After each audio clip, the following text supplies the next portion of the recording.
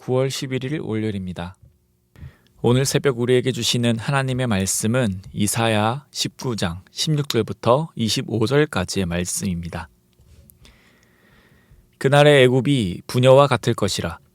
그들이 만군의 여호와께서 흔드시는 손이 그들 위에 흔들림으로 말미암아 떨며 두려워할 것이며 유다의 땅은 애굽의 두려움이 되리니 이는 만군의 여호와께서 애굽에 대하여 정하신 계획으로 말미암음이라.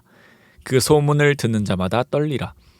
그날에 애굽 땅에 가나안 방언을 말하며 만군의 여호와를 가리켜 맹세하는 5 성읍이 있을 것이며 그중 하나를 멸망의 성읍이라 칭하리라. 그날에 애굽 땅 중앙에는 여호와를 위하여 제단이 있겠고 그 변경에는 여호와를 위하여 기둥이 있을 것이요 이것이 애굽 땅에서 만군의 여호와를 위하여 징조와 증거가 되리니 이는 그들이 그 압박하는 자들로 말미암아 여호와께서 부르짖겠고 여호와께서는 그들에게 한 구원자이자 보호자를 보내사 그들을 건지실 것임이라. 여호와께서 자기를 애굽에게 알게 하시리니 그날에 애굽이 여호와를 알고 제물과 예물을 그에게 드리고 경배할 것이요 여호와께 서원하고 그대로 행하리라. 여호와께서 애굽을 치실지라도 치시고는 고치실 것이므로 그들이 여호와께로 돌아올 것이라. 여호와께서 그들의 간구함을 들으시고 그들을 고쳐주시리라. 그날에 애굽에서 아수르로 통하는 대로가 있어 아수르 사람은 애굽으로 가겠고 애굽 사람은 아수르로 갈 것이며 애굽 사람이 아수르 사람과 함께 경배하리라. 그날에 이스라엘이 애굽 및 아수르와 더불어 셋이 세계 중에 복이 되리니 이는 만군의 여호와께서 복 주시며 이르시되 내 백성 애굽이여 내 손으로 지은 아수르여 나의 기업 이스라엘이여 복이 있을지어다 하실 것임이라. 아멘. 오늘의 본문 앞 단락에서는 하나님께서 애굽에 대한 심판을 선포하셨습니다. 그들이 자랑하던 나일강은 더 이상 그들에게 풍요로움을 가져다 줄 수 없을 것입니다.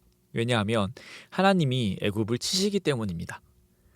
애굽이라는 나라도 결코 만만한 나라가 아니지만 애굽 또한 쇠하게 될 텐데 그 이유가 주변의 다른 어떤 강한 나라로 인해서가 아니라 바로 하나님의 심판에 의해서임을 전 단락에서 말씀하셨습니다.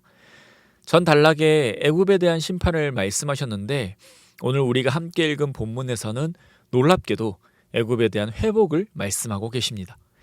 16절 17절을 보시면 애굽이 하나님을 두려워합니다. 하나님의 백성이 살고 있는 유다의 땅을 보고 애굽은 두려워합니다. 하나님께서 계획하신 것을 듣는 자마다 두려워 떤다고 본문은 말씀하고 있습니다. 하나님을 두려워 떠는 것이 무슨 회복인가 라고 생각될 수 있지만 애굽의 예전의 모습을 생각하면 이 두려워 떠는 모습은 정말 회복이 맞습니다. 대상에 대한 지식이 전혀 없으면 그 대상이 두려운지 두렵지 않은지 알 수 없습니다. 내가 대상에 대해서 두려움을 느낀다는 것은 그 대상이 어떤 존재인지를 알고 있다는 것입니다. 애굽이 하나님을 두려워한다는 것은 하나님이 어떤 분이신지를 안다는 것입니다. 즉 하나님에 대한 지식, 하나님만이 자신을 심판하시고 회복시키시는 유일한 신이시라는 것을 알게 된다는 것입니다. 그렇기 때문에 이것이 바로 회복입니다. 하나님을 안다는 것, 하나님이 누구신지를 깨닫는 것은 하나님의 은혜로 주어지는 선물이기 때문입니다. 19절부터 22절 말씀을 보시면 애굽이 하나님께 철저히 돌아오는 것을 보여주기 위해 종교와 밀접한 다양한 단어들이 사용된 것을 볼 수 있습니다. 애굽 땅 중앙에 여호와를 위하여 제단이 있고 변경에는 여호와를 위하여 기둥이 있을 것이요 여호와께 부르짖겠고 애굽이 여호와를 알고 제물과 예물을 그에게 드리고 경배할 것이요 여호와께 서원하고 그대로 행하리라. 이와 같은 종교적인 표현을 통하여서 애굽이 자신들의 조상이 섬기던 우상을 따르는 것이 아니라 하나님을 예배하고 경배할 것임을 말해주고 있습니다. 하나님께서 애굽을 회복시켜 주시기에 애굽은 그저 두려워 떨고만 있지 않습니다. 그들 또한 하나님의 백성과 같이 하나님께 부르짖고 하나님께 예배드립니다. 그들이 예배드리는 것을 하나님은 분명 기뻐받아 주실 것입니다.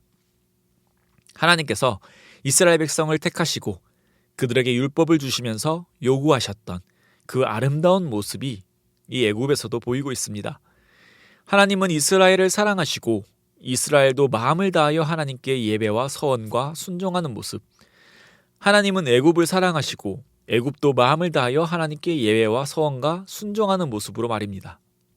이 놀라운 하나님의 회복은 두려움에서 경배와 예배드리는 기쁜 모습으로, 그리고 마지막으로 23절부터 26절의 말씀에서와 같이 실제적인 평화가 오면서 절정을 이룹니다. 23절의 말씀을 보시면 애굽에서 아수르로 통하는 대로가 있다고 말씀하십니다.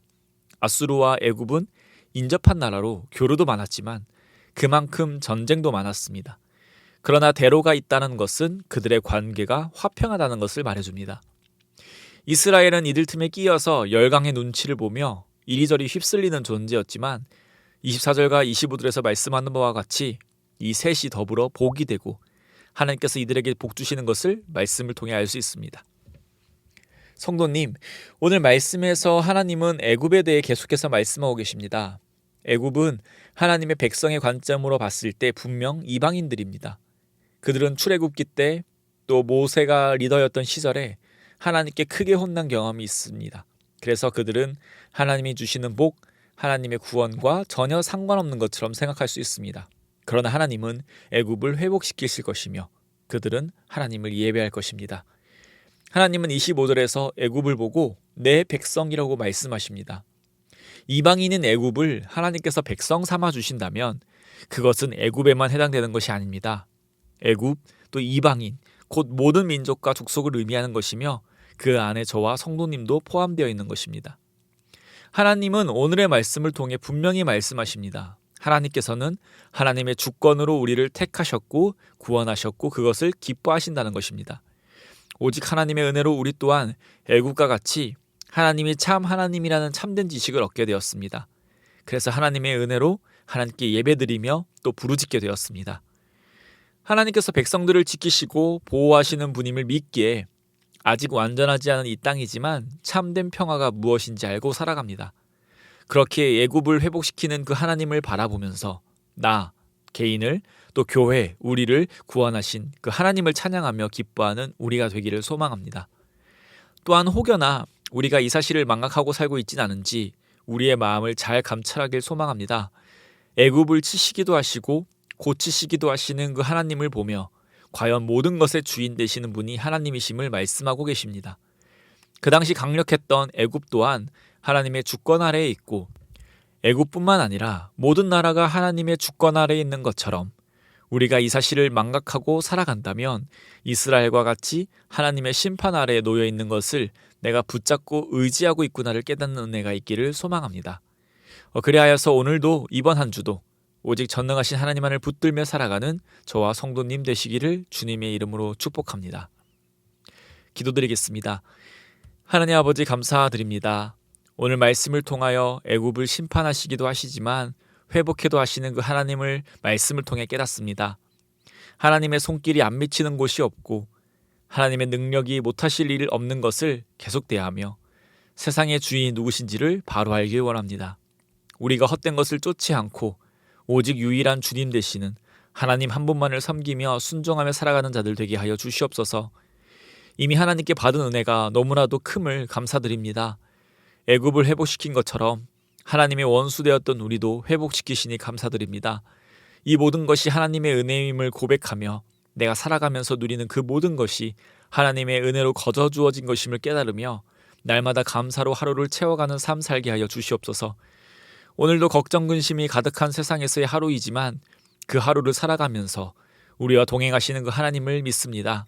하나님이 우리와 늘 동행하시기에 오늘도 감사와 순종으로 살아가는 자들 되게 하여 주시옵소서. 오늘의 삶을 통하여 하나님께서 영광받아 주실 줄 믿사오며 이 모든 말씀 살아계신 우리 주 예수 그리스도의 이름으로 기도드립니다. 아멘.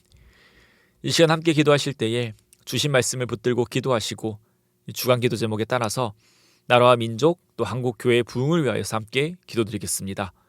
나라와 민족을 위하여서 한국 교회 지도자들과 부산과 한국 교회의 부흥을 위하여서 함께 기도해 주시기 바랍니다. 또 말씀과 기도로 승리하는 한 주가 되도록 함께 기도해 주시기 바랍니다. 또 개인적인 제목과 또 합심 제목으로 함께 기도하겠습니다. 기도하겠습니다.